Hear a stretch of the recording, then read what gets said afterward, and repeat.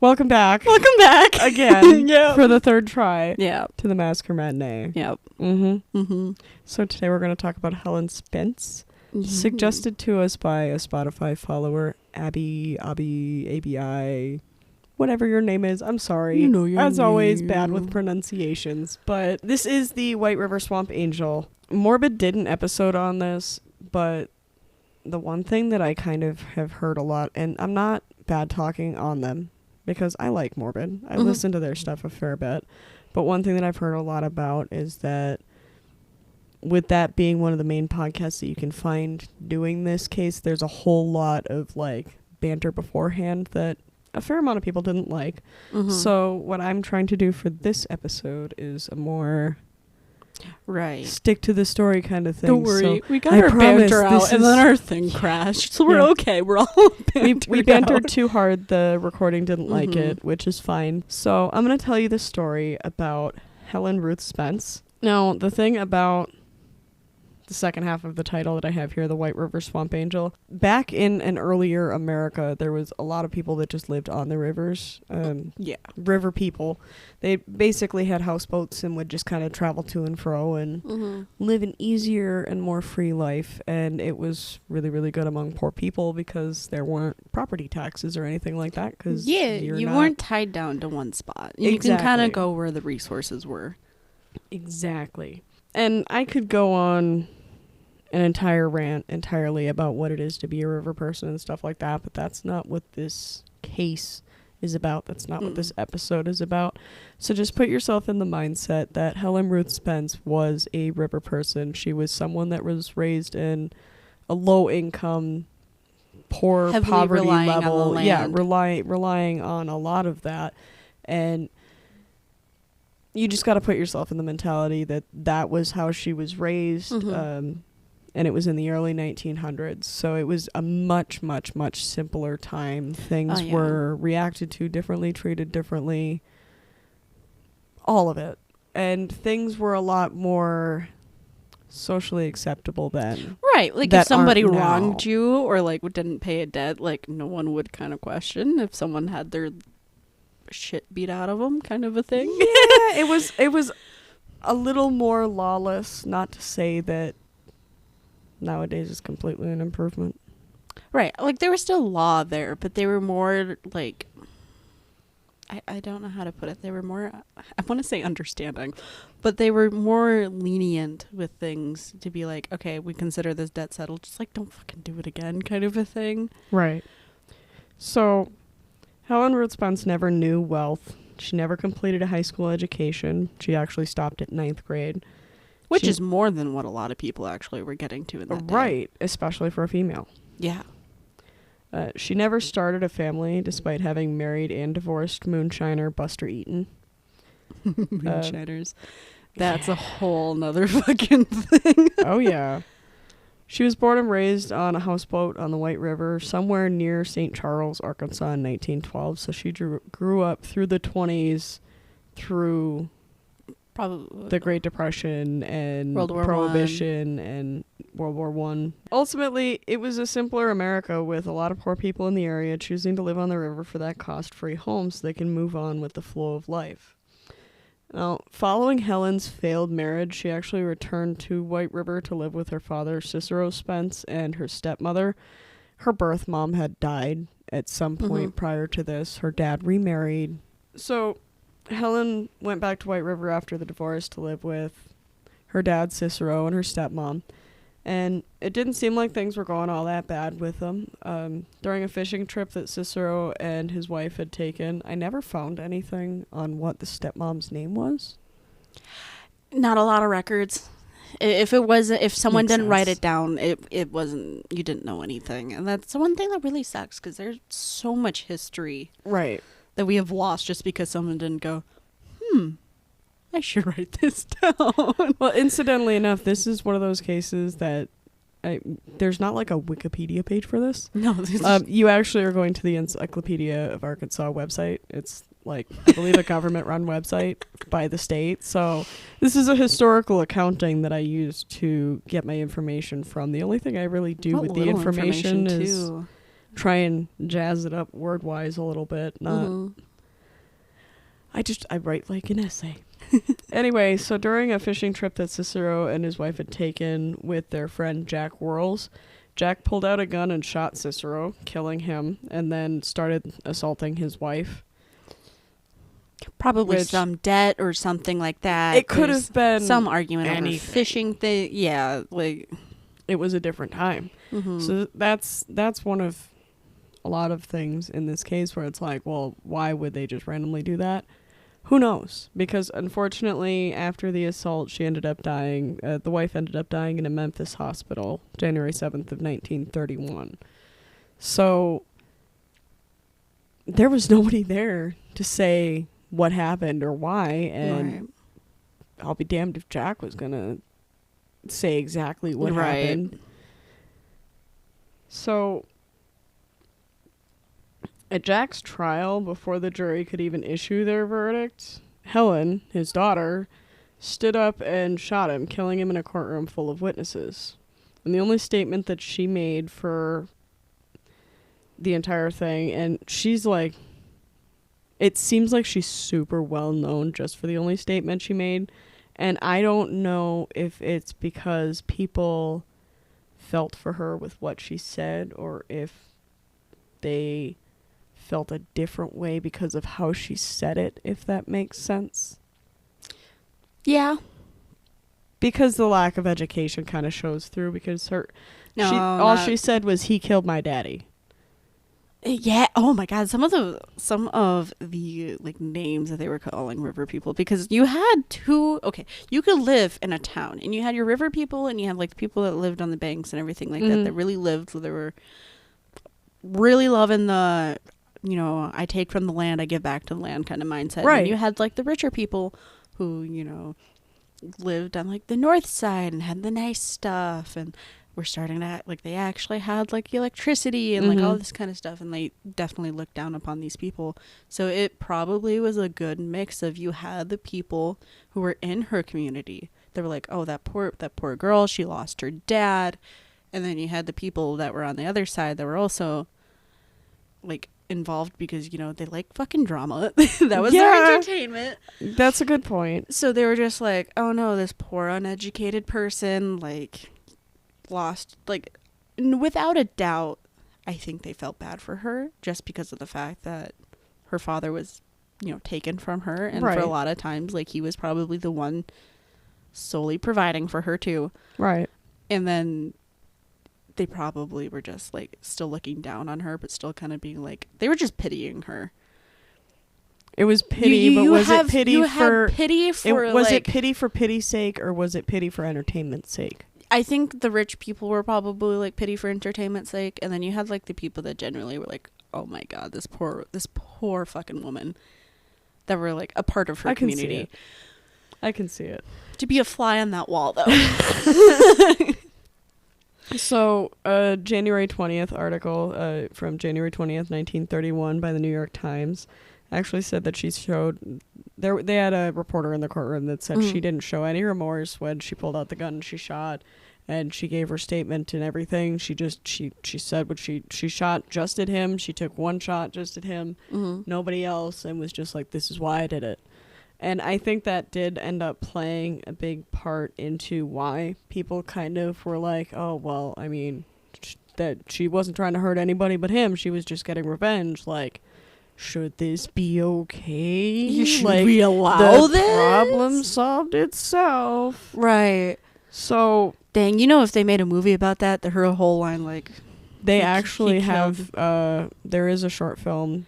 Right. That's kind of released. But if I can't find it. If a blockbuster was released, damn well that they would make that scene so fucking dramatic. Of like, he killed my daddy. Well, there is independent film stuff in the works. I know if you go on Facebook and search for the page called the Helen Spence Project, there is, I believe, multiple books that have been written by this woman that's trying to keep this story alive.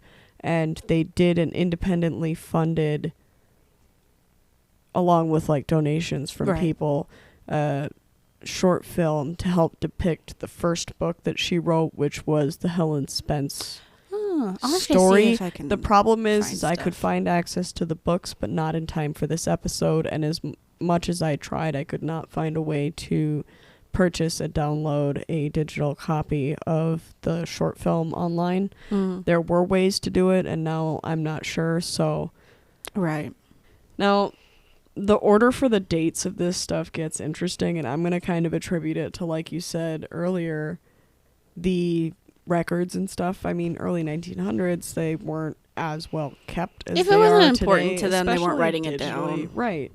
So this is gonna, the way I've got my notes written down is the way that I was able to figure it out chronologically based on what I saw going through the research and everything. So Helen at one point worked at a cafe in DeWitt. She met a man there named Jim Bohatz, and Jim had allegedly harassed Helen like regularly. I don't know if it was like catcalling or like reaching out and grabbing her, but probably all of the above. everything that I saw said that it was like with unwanted advances, so like being overly flirty. And he was probably getting handsy, to be honest. But he also was violently threatening her, like, yeah, so I don't know if he was really trying to woo her, or if he was trying to take her by force, but clearly he was interested and she was not. It was, he thought he could get whatever the fuck he wanted, so he set his eyes on her, and he didn't care how he got her. Now, I was not able to find information on when Helen worked at this cafe, if it was, like, directly in correlation with everything else happening that she worked at this cafe. That's why I said just at one point. Now, ultimately, Jim was found dead in the middle of the woods, shot with his own gun. Convenient. They found him in February of 1932. However, she had shot Jack back in January of 1931. Was she in jail? That's where things got a little bit weird on the dates. So I'm going to read this as I wrote it down, and then I'm going to pop over to the Encyclopedia of Arkansas website. But they found him in February of 1932. So it begs the question of whether or not she was even put in jail after shooting Jack Worrells, which she shot Jack Worrells with witnesses in a full courthouse. Now, the other question I have is maybe he was killed before she shot Jack, but they found him in 1932, and this was Arkansas, like, Arkansas, in the woods. Like, he'd be gone. It wouldn't have... So, she had to have killed Jim Bohatz after the Jack Worrells incident. The only thing... Unless they got the dates swapped? But here's the other confusing thing. Her conviction of the manslaughter for the shooting of Jack Worrells didn't even happen until October of 1932, after they found Jim Bohatz. So she might not have actually been in police custody, and they might have just been like, please just show up on this day, and then we're gonna...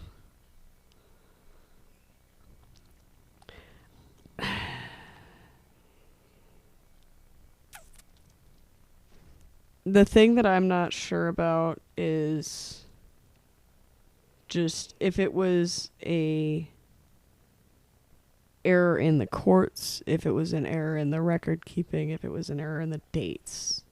That's where some of this, and that's the problem with being only really able to find a significant amount of information. Okay, and someone was just like, this person was harassing her, like, and she like took revenge, so they like killed him or something like that to See, I'm not sure. her. I don't know. That's interesting, because I mean, I feel like without a doubt there's probably some mistake in record keeping, but I would trust the court's record keeping because usually they're pretty good about that. Right. So I would assume. Okay, so when did she shoot the one dude? What month was that? When did she shoot Jack Worrells? Yeah, in the courtroom.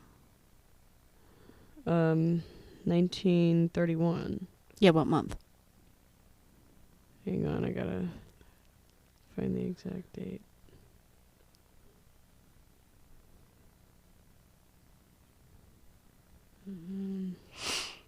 Well, the article about her killing him, because I can't find the exact date of Jack Worrell's trial, but the article that was written was January 20th of 1931, so I'd say just January of 1931. Oh, okay, I was gonna say if it was that paper probably would have come out at like the day after or the evening.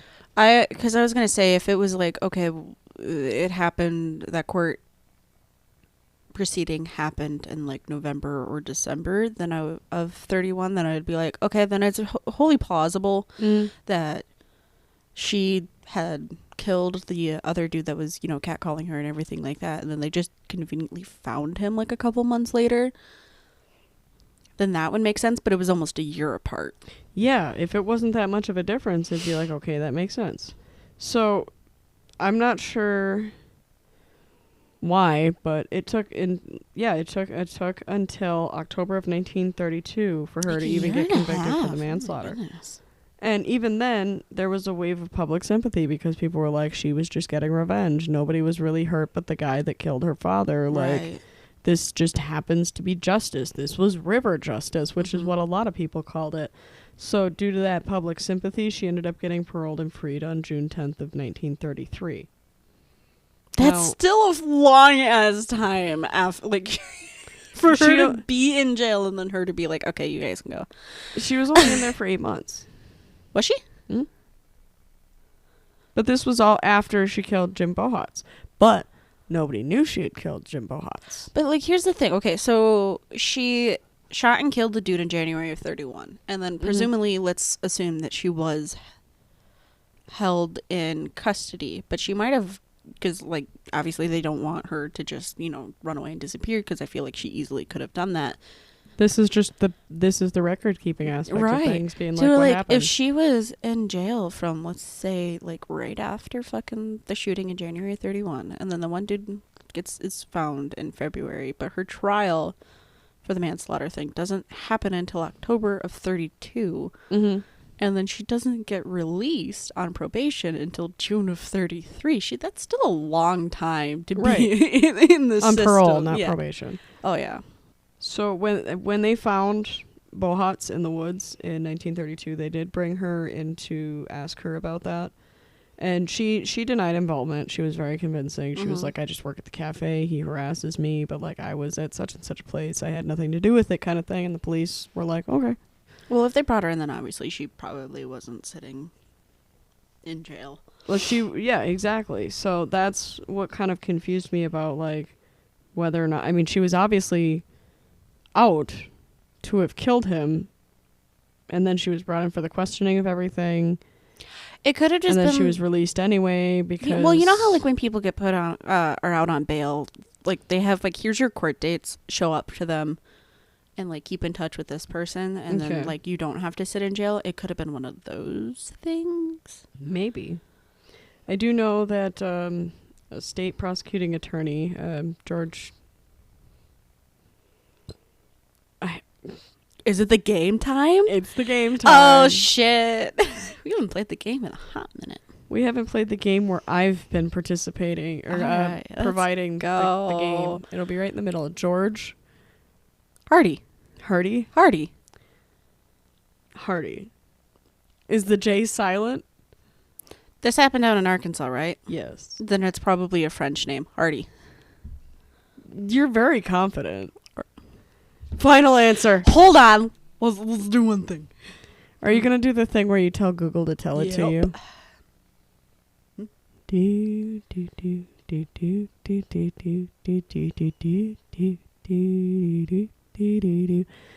Oh, it's Dutch.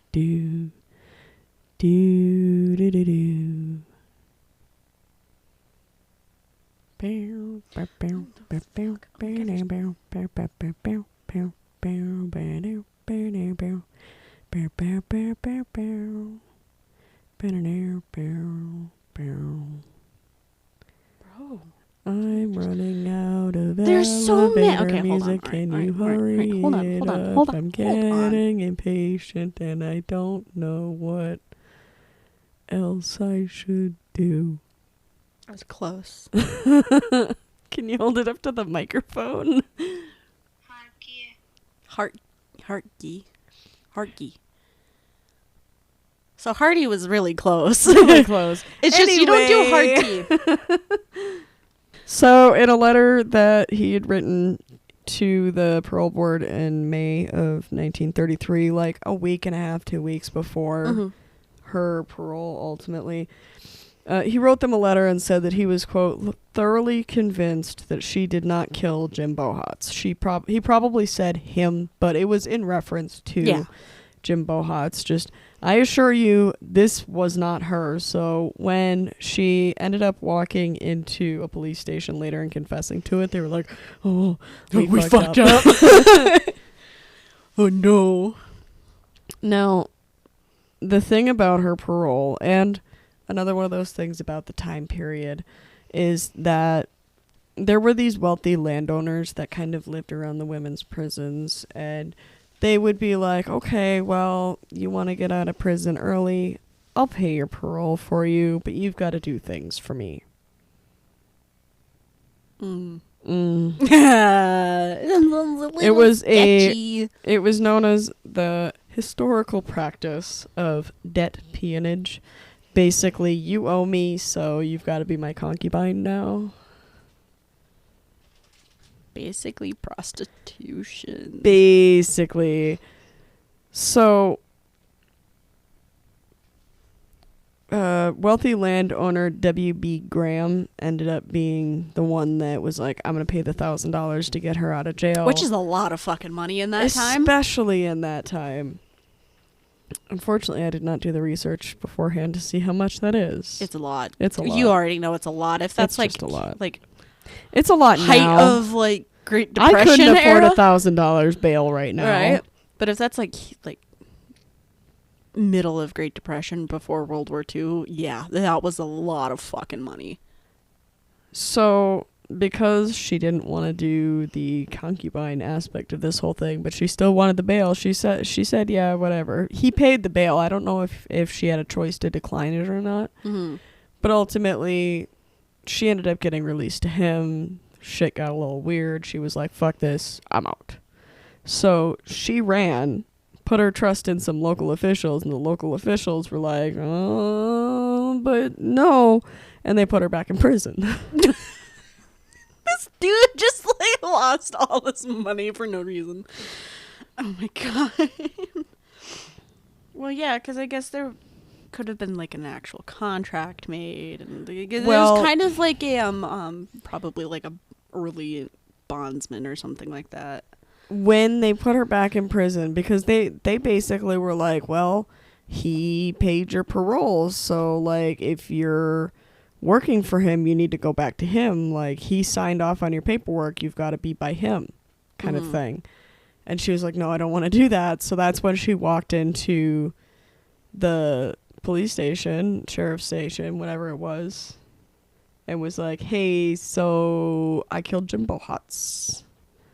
And they were like, oh, but you said you didn't kill Jim Bohatz. And she's like, yeah, well, I've changed my mind. I really didn't like this guy, so I killed Jim Bohatz. And this is what I used when I did it. And this is where it was when I did it. And sorry. Oopsies. So she would have rather been in prison for that than to be living at that guy's house under that debt peonage. God, I wonder how bad that dude was. It was probably some like really old fuck too. Honestly, probably. So she ended up after that getting sent to the State Farm for Women in Jacksonville. And that charge was for second-degree murder. And a lot of people, after Jack Whirls, they were like, okay, she was just getting vengeance on her father. And after the second one, when she was like, I didn't do it. And then all of a sudden she's like, okay, I'm sorry, I lied to you, I did it. The people were like, you know what? We trusted you, and we believed in you, and we thought you were super awesome, and fuck you. I mean, honestly, like, I get it, though, but in the same time, she was just taking out another person that was, like, harassing her. Harassing her. And I don't think all of that information was out there at the time when the general public was like, fuck you. I don't think that people knew that she was being basically assaulted by him. And at they the time. probably were just like, oh, well, that's just how it is, you know? Because I'm pretty sure when she was originally brought in for the interview just to basically be like, hey, you know, we found Jimbo Hotz. Mhm. Did you do it? And she was like, no. I think the only reason why they brought her in was because people saw him at the restaurant all the time, and they saw them talking all the time. They didn't know what was being talked about. No, they probably thought that they were like involved in some way. Right. Like, oh, is he courting you or something like that? And then it just was just like, no, he was fucking sexually harassing me. Leave me alone. Exactly. So people at the time got like super pissed off, and it's like, okay, you know, knowing what information they were given, I kind of understand. Right. So she got sentenced to a harder sentence. I shouldn't have said that. A longer sentence of 10 years of hard labor. And she got that sentencing on July 3rd of 1933. So she killed someone in 1931. She killed someone again in 1932, but denied it and then got sentenced for it the following year after being freed from killing the first guy. But also she was being like sexually assaulted by the second guy. And the guy that paid for her to get out of jail for killing the first guy was an asshole, and she ran away from him by admitting to killing the second guy. Man, at the end of this, she's probably like, just fuck men. I fucking hate this. Well, that's where we get to essentially the end of this. This is actually a lot shorter of an episode because of so little information to be found on there. So ultimately what happened is she got sentenced to the 10 years of hard labor. And I don't know if that was like busting rocks on the side of a highway like guys do. I don't know what hard labor equivalent was in a women's prison for the time. I'm sure you could find it. Yeah. I wasn't looking for that. Probably and I farm apologize. work or some kind Maybe of thing. farm work or something, or like clothier making stuff. Yeah. So she was like, well, I don't want to be in prison either because both of those motherfuckers deserve to die. Right. So she started a series of escapes.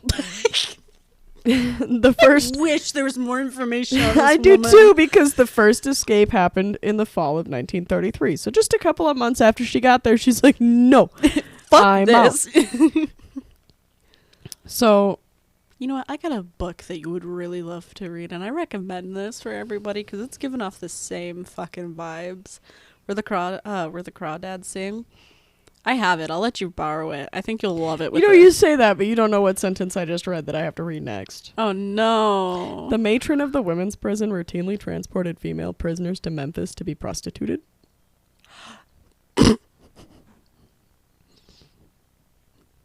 There's the hard labor. So this is her first escape, right?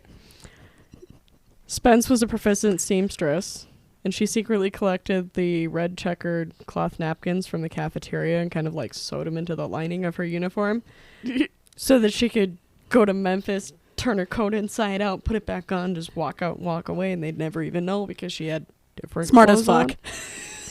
So they got to Memphis. She's like, I gotta use the bathroom. She goes to the bathroom, swaps her jacket, walks out, and she's like, yes, I'm free. She walks away from the bus station. They were like, no. You're the only one that walked into this bathroom. I'm like, what the fuck did you think was gonna happen?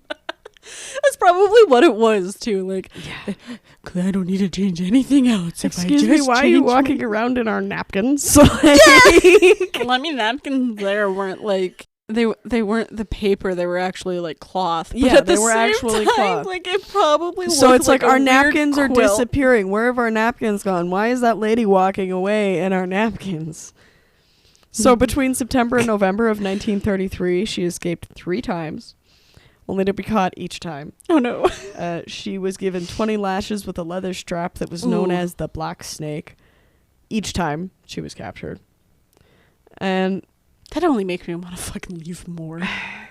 the method of giving these lashes at this prison was to strip the prisoner naked, put them over a barrel to like hold them up so they couldn't like squirm away, and then to give them the lashes. After 3 escape attempts, so 3 sets of 20, after 60 lashes with that leather strap, within 90 days, she ended up getting a fever, which probably resulted in kidney problems from the beatings. Yeah. She was very petite. She was only 5 foot tall.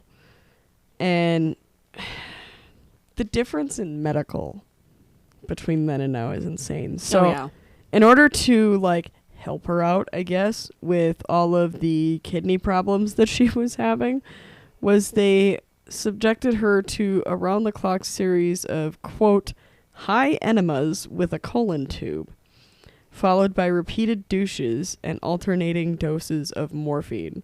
So they were cleaning out her butt and then cleaning out her vag and then giving her morphine.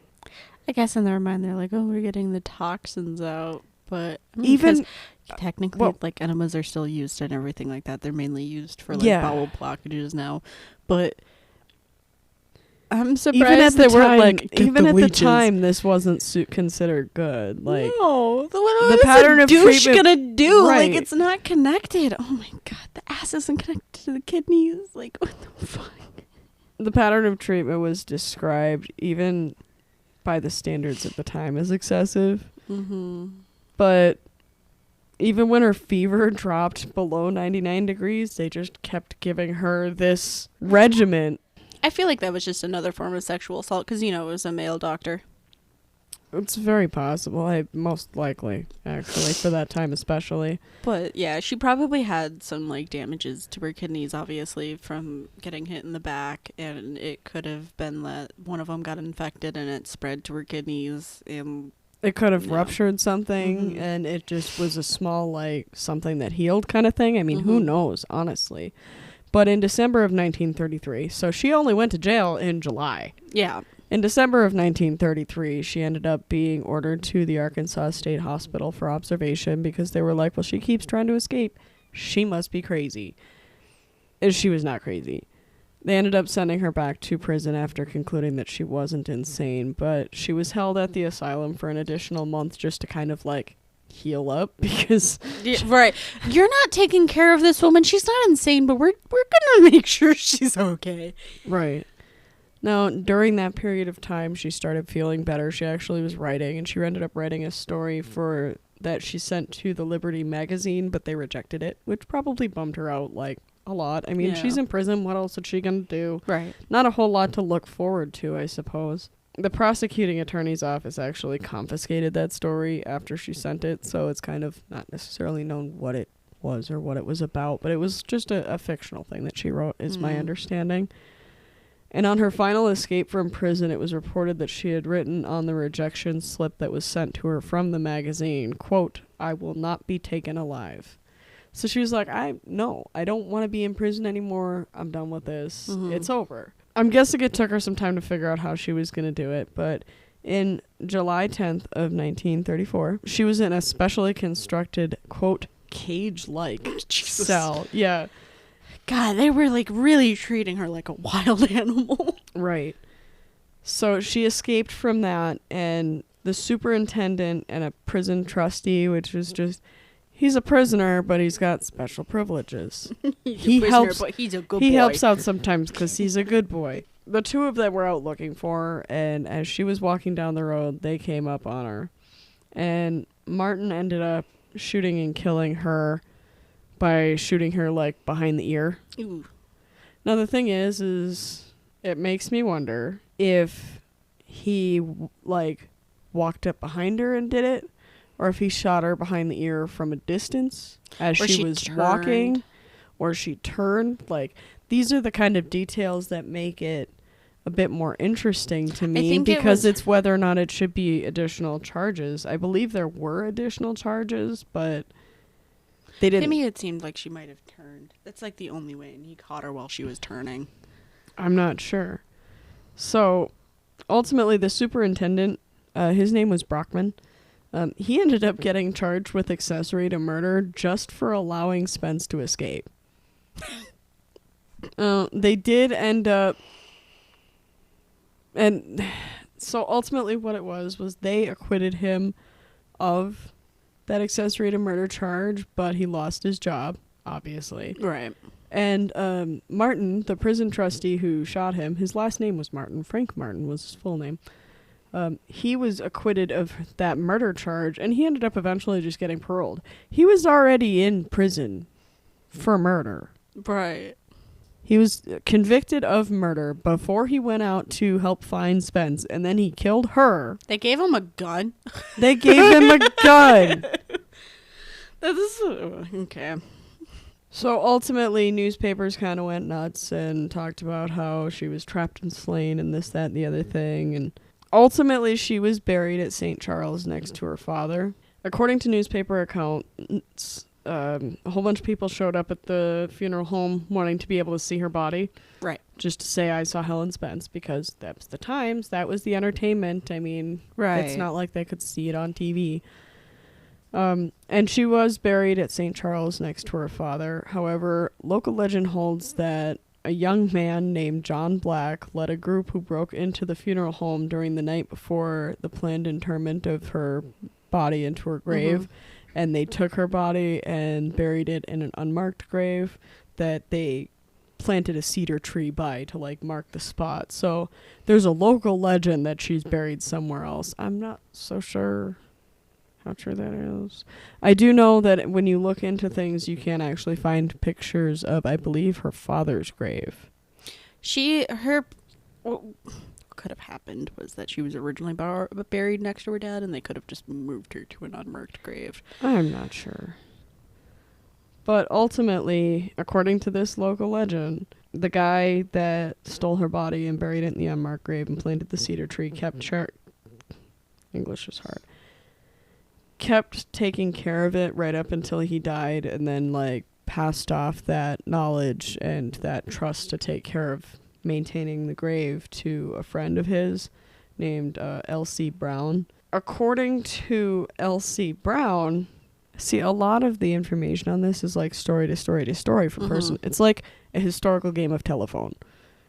It's a folklore. Yes.